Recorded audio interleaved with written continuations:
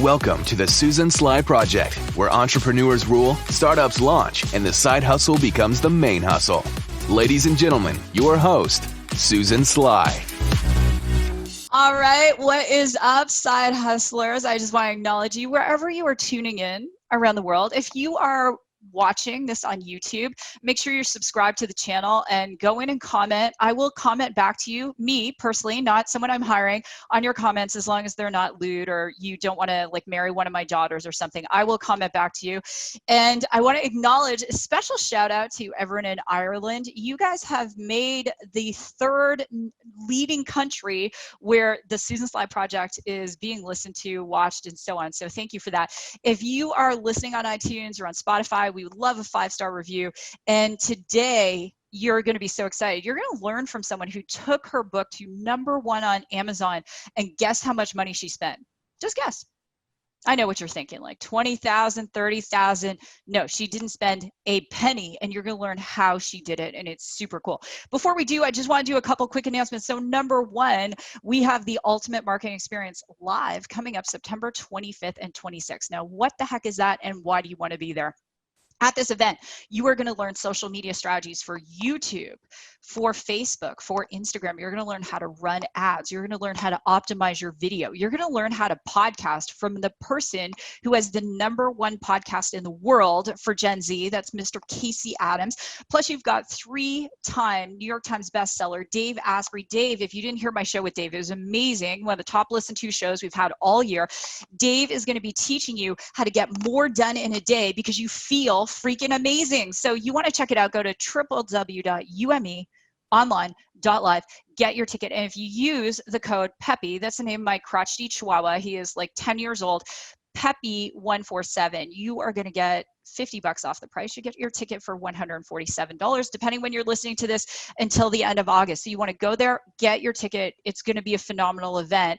And one of you lucky people, when you get your ticket, you will get to work with me for 9 months, and I will kick your butt for 9 months. How fabulous is that? So I know my children wouldn't want to win that. My husband wouldn't want to win that, but you probably do, because I would love to help you succeed. My vision and my mission is to help small business owners and side hustlers take it to the next level, because I really believe the future of everything that's going on in the world, every problem we have, is going to be solved by people just like you, because you're amazing.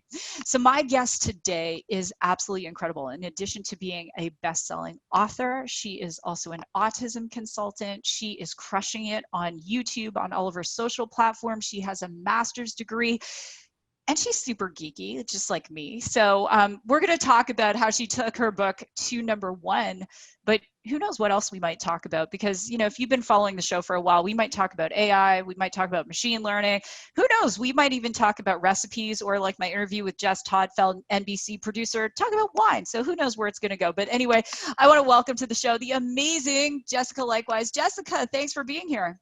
Hey, Susan, thanks so much for having me. It's a privilege to be here. I just love you. I love your mission and your desire and passion to help people. So everyone knows I started working with Susan 7 years ago. I brought my brand online 3 years ago with Susan's help and advice. And I'm so excited to give back to people who are just like me, who have a vision, have a purpose, but may not have seem like they have all the tools to create an online brand and online marketing experience. But everyone can. Everyone has everything they need. And you've taught me that, and I'm so excited to be here and give back to your listeners. Well, thanks so much, Jessica. And I just want to share, Jessica's like, she's up for anything. So we're doing something very special for the listeners, the viewers that know that I'm a founder of a digital marketing agency. So we've invited some of our clients to be here to watch me record a podcast and learn at the same time, so they can optimize their brand, their business, which is really cool. So I just shared with Jessica, hey, we're going to do this. And she's all about saving time. So we're going to roll. Jessica, your book went #1 on Amazon. Tell everyone about your book, This is Autism. As a mother of an autistic son, this work is so important, but let's jump in and talk about the book before we talk about how you did it. Awesome. Thank you so much. So I've been working with children with autism. It'll be 13 years in September. So I'm entering my teenage phase as an autism professional. And, for it was about last November, for the first 12 years, I thought I was doing everything right. And I really thought I had everything down pat.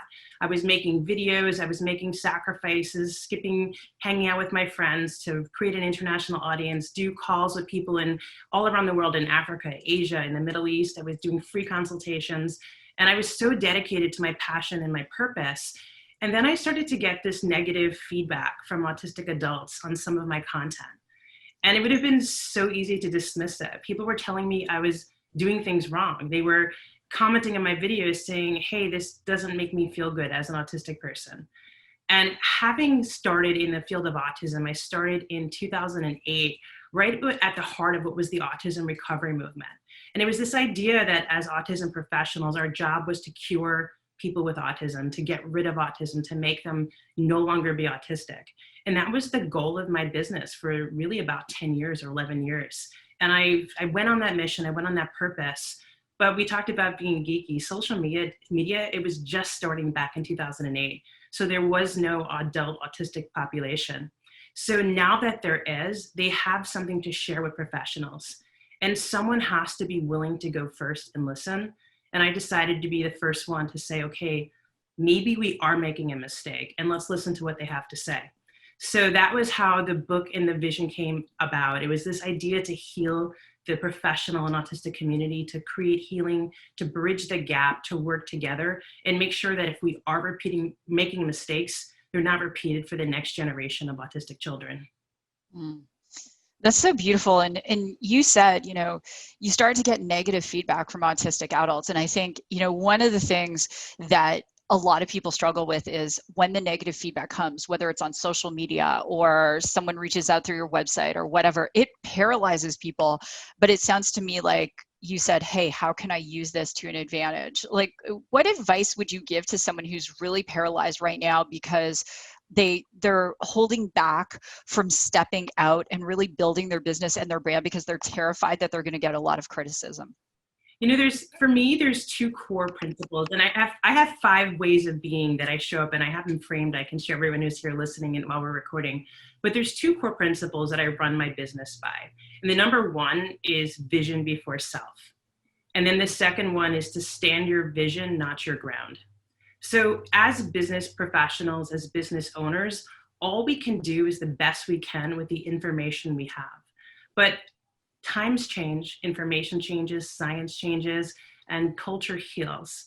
And so the best we can may be different today than it was yesterday.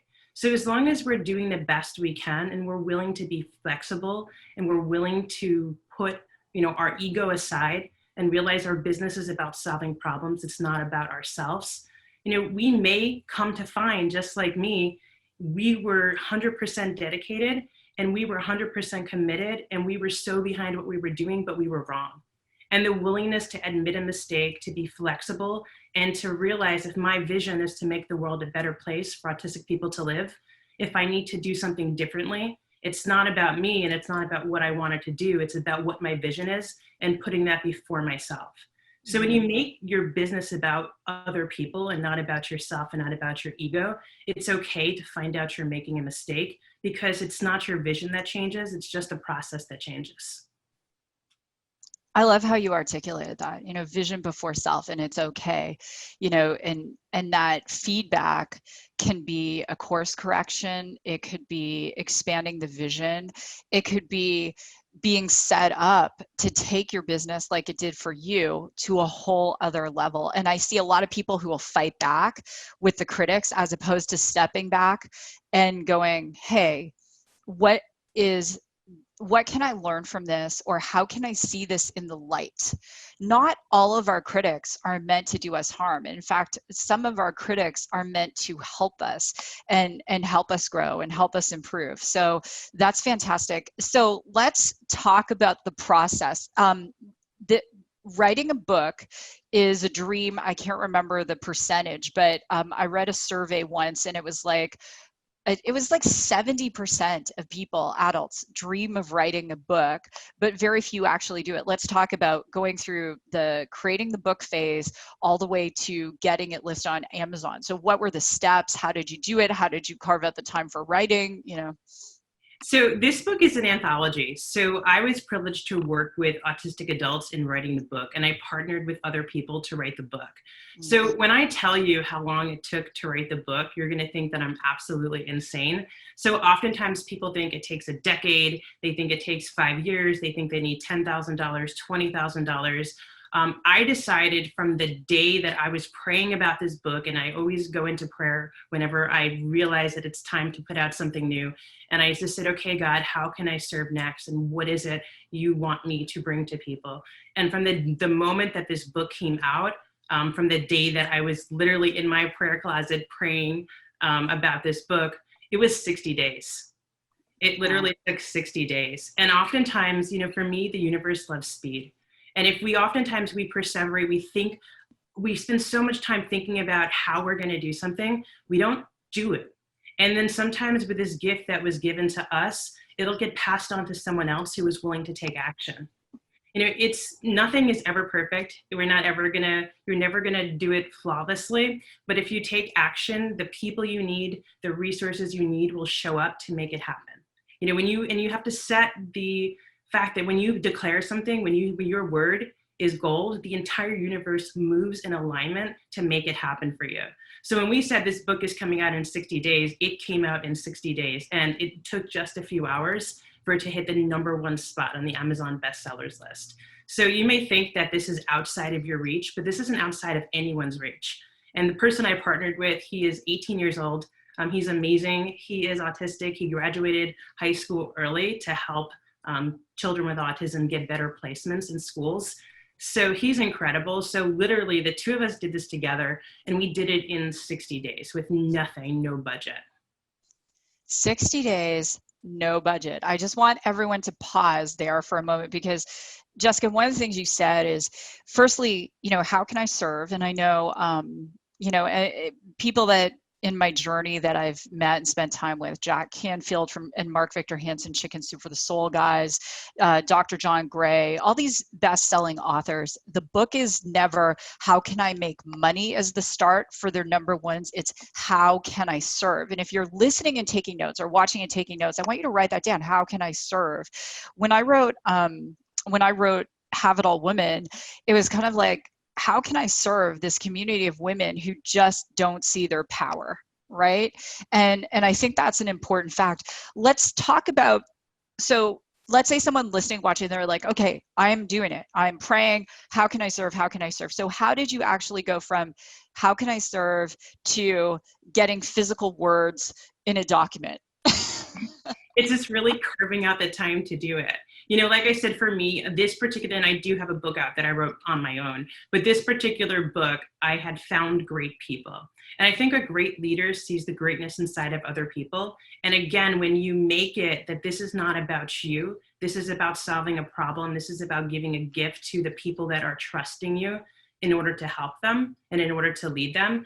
For me, it was aligning with the right people. So it was looking through my network and saying, okay, who can do this with me? And so I just really spent time. I found amazing and incredible people. In terms of like the structure, the first thing I did was I just set guidelines. I said, okay, if I want to communicate this, what do I want the book to be about? And what do I want it to say? And I use this really complicated process called a Google document to type up all basically the instructions. And everyone here, if you do not have a CRM, you have to have a CRM. This whole process was automated. So in terms of actually how long did it take me, I created a contract in Google Documents, and I have Infusionsoft. So I was able to keep my Infusionsoft. And so I was able to set up my this automated email in the CRM, and I just created a tag, which means I have this trigger where someone will get this list.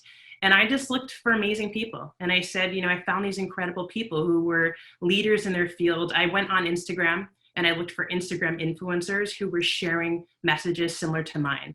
I went into LinkedIn and I said, who has a good following on LinkedIn? Who is making a difference? And it wasn't about, I wanted someone to have more influence than me, but someone who was also sharing a similar vision and purpose and aligning with them. It's okay if you don't have to do it alone. You shouldn't have to do it alone. And it's so much more fun to do it with other people. So I went through Facebook groups, I went through Instagram, I went through LinkedIn, and I spent some time doing that. And I got on the phone call, and people are usually really willing to get in touch with you. And if you say to someone who has a vision and purpose that's in alignment with yours, hey, listen, I love what you're doing. I saw your post the other day, and it made me feel like so special because your vulnerability was incredible. And I admire that so much about you because I feel the same way and I haven't been able to share it. So yours gave me the strength to do that. And I'm putting a book out and I would love to share your story with the world. And would you be willing to get on the phone for 15 minutes and have a conversation about how we can take your vision and we can bring it to more people together? So when you focus on it that way, and again, you're not making it about yourself, then people are a yes. Right? Especially when you focus on what another person's vision is. If you give someone an audience for their vision, they're going to say yes to you. So for me, it was just literally getting in a Google document.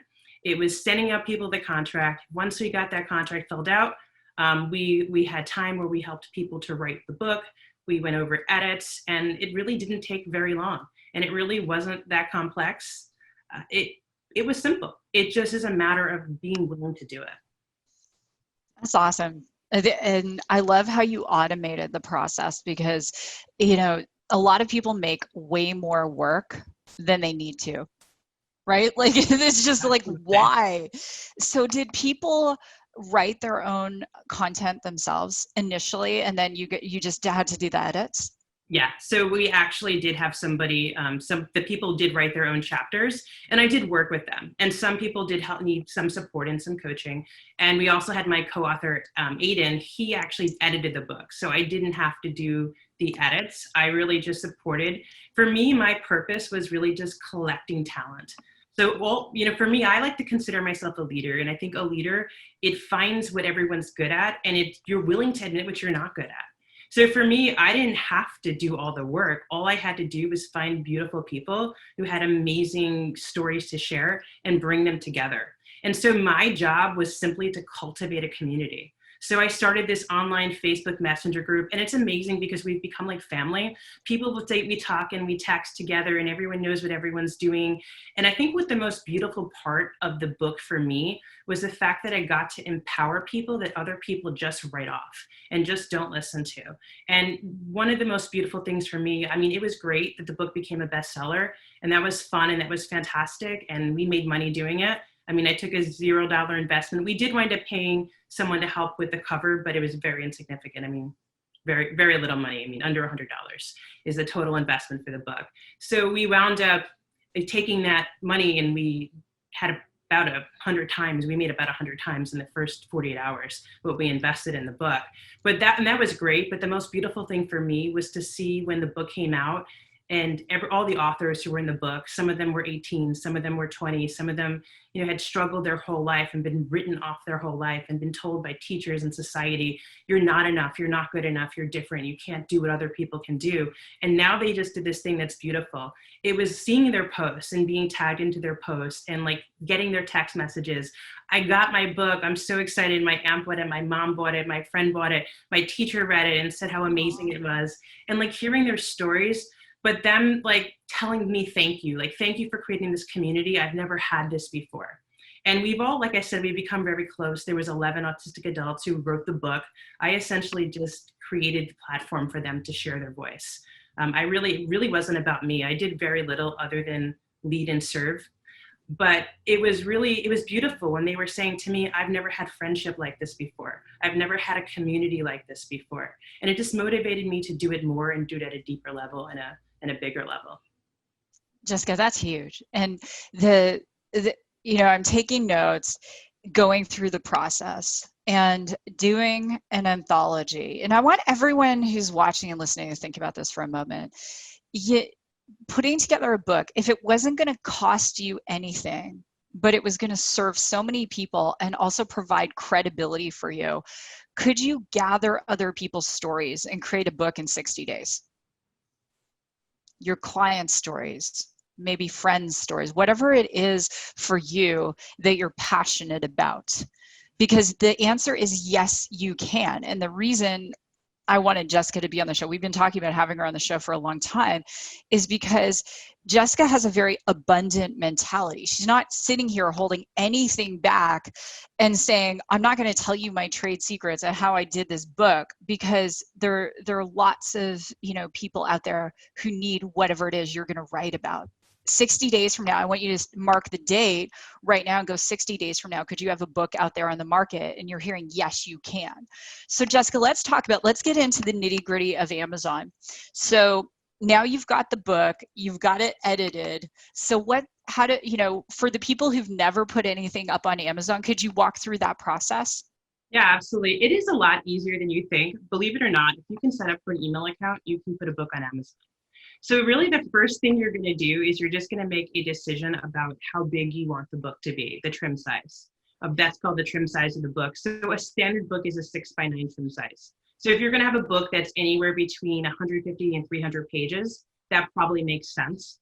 The second thing you want to think about is making the book readable and who's going to be reading your book. So I like to do 1.5 line spacing in my books, and I like to do a size 13 font. I just think that's really readable without being too big, and it's very simple. So I just did it, I formatted it right on a Google document. I used no paid software. The cover of the book was made in Canva. I did have somebody resize the book for me, because when you do go to upload the book onto Amazon, you have to calculate the specific size of the book based upon the number of pages. So I just felt like for me, it was easier to just have someone do that for me than it was to do it myself. I actually probably could have done it myself, but at this point, we just wanted the book out there, and to get it in 60 days, it just made more sense.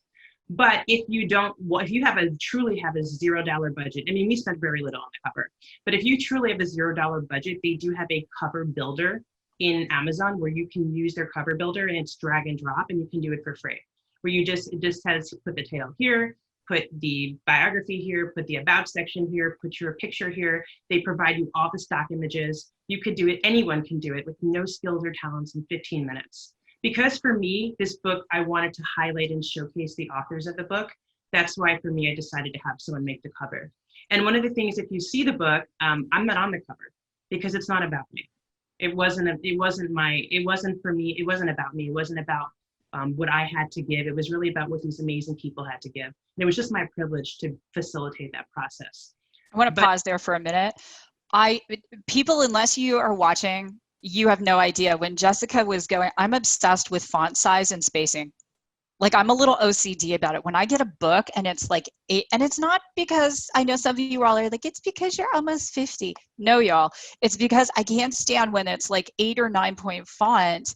And if you look at some of the most highly paid successful authors in the world, like a James Patterson in the sort of, thriller genre or whoever it is, they're using 1.5 point spacing, y'all. So I don't know why I'm saying y'all today, Jessica, but honestly, I just never know.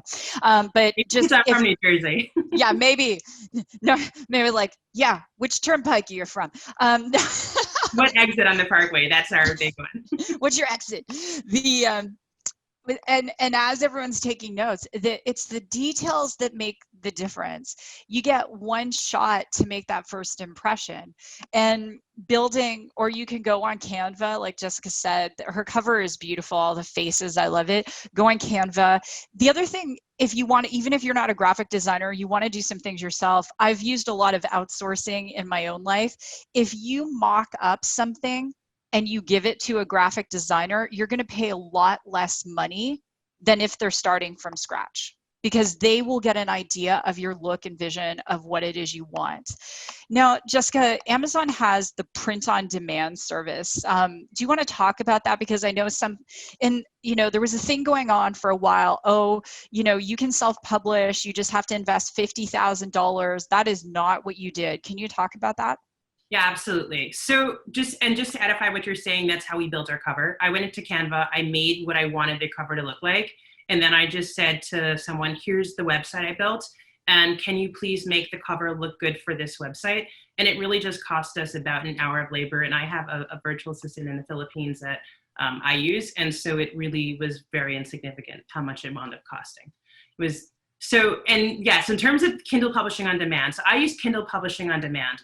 What that does is it allows anyone to get their story out there. And I love that service. I'm so grateful for it. I have a gratitude journal and I write in it every day. And I write every day since this book has come out. I'm so grateful for this platform, because you may think it's going to cost a lot to get your book out there, but it doesn't. Anyone can do it. You can do it in 24 hours if you wanted to. If you wanted to write let's just say you're in a network marketing company, and sometimes a book is just a business card.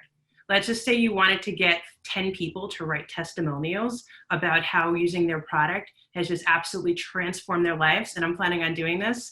And you just have people write their stories of how this product helped me in the first 30 days. And then you just get this book, you go into a Google document, you go into a Kindle Publishing on Demand, you put a cover out there, you literally just upload a PDF. You just literally just upload a PDF, that's it. And then all of a sudden, this book is out there. So publishing and printing on demand is fantastic, because what it does is it means you don't have to buy copies of the book. You don't have to physically see the book. You don't have to ship the book. It's simply listed on Amazon for you. And when someone purchases it, they print the book and ship it to their house for you. And it's amazing. You never have to do anything. There's a $0 investment. You can either choose to use a free ISBN number, which is provided by Amazon, or you can purchase it yourself if you wanted to list yourself as the publisher. So the only benefit to having an ISBN of your own is that you have to list yourself as you can list yourself as the publisher. Otherwise, it just says self-published with Kindle on Demand, which I was fine with. We didn't really, like I said, when I put out a book years ago, I wanted myself to be the publisher, but I've since gotten over myself and released my ego. And I was like, it's okay if it says that, it doesn't matter. But if you really wanted an ISBN number, it's about $9. So you could do it that way as well.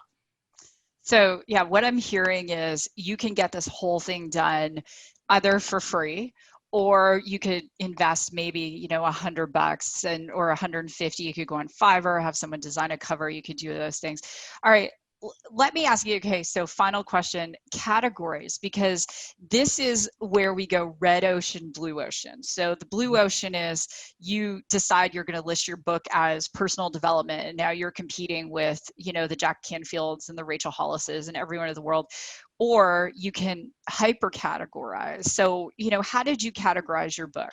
Yeah, that's a great question. So the way that Amazon works is that it lists the bestsellers in different categories. So you have a broad category and that you have a subcategory. So one of the mistakes a lot of people makes is to list their book in a popular category or a buzzword category or broad category. What you want to do is list your book in a subcategory that actually will, where you click on it, there's not a ton of competition. So I listed my book in communication disorders and behavior disorders because autism is currently classified as a communication and a behavior disorder. So therefore, I was only competing with people that were in that space. So it makes it, like Susan said, so it's a blue ocean. So you're not competing with a ton of people. And that really, for us, was one of the biggest things that brought us right away to the bestsellers list, is we weren't trying to compete with $1 million books. Otherwise you're going to be competing with people who are New York Times bestsellers and maybe did spend a ton of money. What a lot of people do when they create an anthology is they charge the people that are in the anthology. And a lot of people in the anthology never gets read. It never has any purpose, or really it just becomes something to put on a CV or something to put on your social media or your Facebook banner. People can pay anywhere from $100, and I've seen as much as $5,000 to $10,000 just to say you're a best-selling author of a person who wrote this book. And then what they do is they take that money, they buy a whole bunch of books on the first day. And this is actually how a lot of books get on the New York Times list as well. It might cost $250,000 to do it on the New York Times list. It might cost $2,500 to do it on the Amazon list, where you just buy a whole bunch of books the first day, and then automatically it just pushes it to the bestsellers list. We decided not to do that. We decided we were going to do it authentically.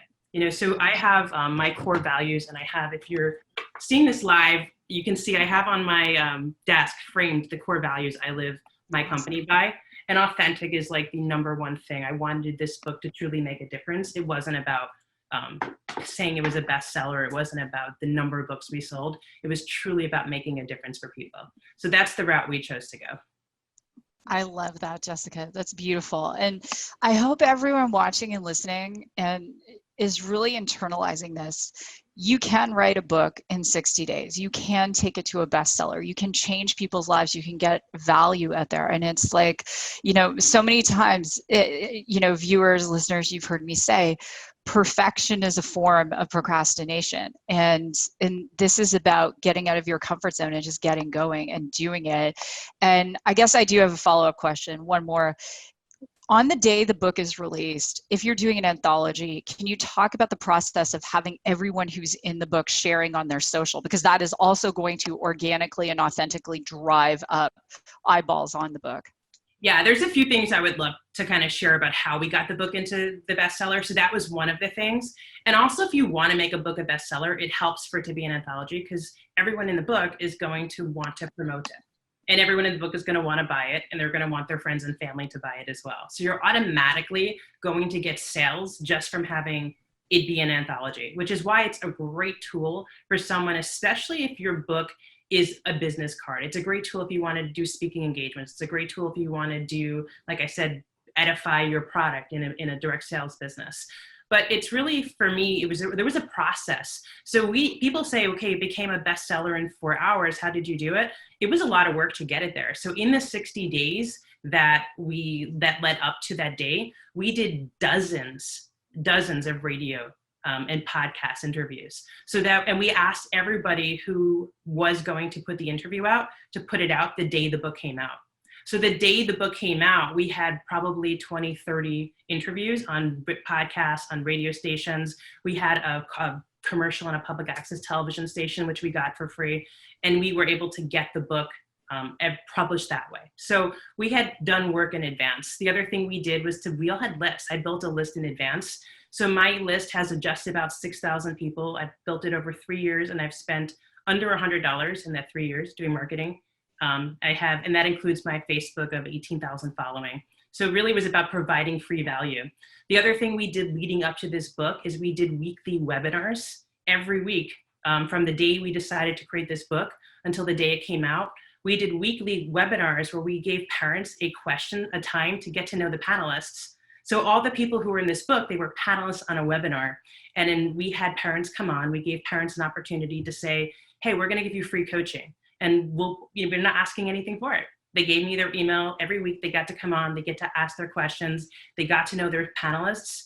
It was inconceivable that anyone we'd been coaching for free for 2 months would not spend $20 on a book. I mean, when you provide, and that's my kind of goal when I do a business and put a product out, I want to provide so much value to the people that are trusting me and following me that when I put a product out, it would be inconceivable not to buy it. I mean, we literally gave 16 hours of coaching for free. And then we put a book out. Of course, everyone was going to buy it, right? So there was a lot that went up to it. And then, of course, what I did is I put out a press kit. So this is really important as well. This was another big thing. When we did podcasts and interviews, we got a lot of yeses. You can reach out to hundreds of people and not get a lot of yeses. If you have a press kit, it is so much easier. So what we did is we just had a Google Drive, and we had everything in a Google Documents. I said, here's a list of suggested questions. Here's social tools to promote your podcasts. And all you need to do is just put your company's logo and your podcast title in it. So I did all the work for them. I created all of the social graphics for the podcasts and radios to share it before I even pitched them. I said, here's my bio. Here's the bio of the authors. Here's the picture of the book. I use mock-up shots. And so we were able to get the book, and we were able to get 100 or 200 images of the book. And we said, here's the mock-up shots of the book, so you can promote it that way. And so when we approached people, we had a press kit that came with them. And then, of course, when we had a marketing plan. So everyone who was in the book, everyone who was an anthology of the book, and everyone who we had done interviews with, and a lot of them, just because of the nature of the book, I think a lot of people got behind it, because I really, truly believe it's just a very valuable and very purposeful, especially today with all of the tension going on in the world. The world needs healing. So a lot of people were willing to help us, which I thought was really beautiful. But we provided them all the tools. Make it as easy as possible for people to promote the book. I love it. Make it as easy as possible. And from start to finish, releasing any point of friction. So, instead of chasing people, just automating the process instead of, worrying about, oh my gosh, is this person going to hear on social? That's all, done for them. There's nothing people really have to think about, which I think is huge. So one of the, I guess the last question for you, Jessica, is, I guess, what's next for you? Amazon bestseller, you've got multiple businesses, and what's next, and what do you want to say to anyone thinking about writing a book right now? So what's next for me? That's a wonderful question. What I'm really trying to do is to heal. Like I said, my vision has changed. So my vision now is to make the world a more inclusive place for everyone to live. And that includes the autistic population that I work with. So what is next for me is to close the divide between how professionals treat autism and how autistic adults want to be seen. And so for me, what makes me different than any other autism professional that I know of in the world is that I hire and work with autistic adults in creating all of my plans, in creating all my webinars. So we just started a new roundtable. We're going to meet monthly called Autistics and Allies. So anyone who wants to do that is welcome to do that. I put out all my ebooks, and they're all free right now on my website. And that's hopeeducationservices.com. I put them all out for free. And those were written in collaboration with autistic adults. I hired an autistic adult to go through all my blog posts since I was getting feedback that my content wasn't great, and to help me edit them, to make them more inclusive and accepting and loving to people. So like I said, someone has to go first, and someone has to be willing to make a change and take a stand and be a pioneer. And so I am just grateful to get to be that person to say, let's make a change. I mean, the way that autism was treated years ago, the first official cause of autism was refrigerator moms. So back in the 60s, there was a doctor who decided that autism was caused by moms who didn't love their children. And the official treatment for autism was called a parentectomy. So they forcibly removed children from a parent's home, and they forced them to live in institutions, and they did horrible things to them. And we've come a really long way since then, but we have a long way to go. And I'm just kind of being the one to lead that movement. And really that's for me what my business and vision is going to be about for the next 5 years. Jessica, I love that. Well, thank you so much for your wisdom and your tips. And if you missed anything Jessica said, you can check out the show notes, and those will be available on susansly.com. If you are listening on Spotify or iTunes, Jessica and I would love a 5-star review. And please, if you're on YouTube, go ahead and comment. I will comment back to you. I'm sure Jess will drop in there too. And please share this with anyone you think would find value. You can find out more about Jessica at jessicaleichtweisz.com. And her book, This is Autism, #1 on Amazon. If you know someone with, who is autistic or has an autistic child or works in the field of autism, go and get the book. So with that, God bless. Go rock your day. This has been another episode of the Susan Sly Project, and we will see you next time. Ladies and gentlemen, this has been another epic episode of the Susan Sly Project. For more tips, strategies, and ideas, visit www.susansly.com.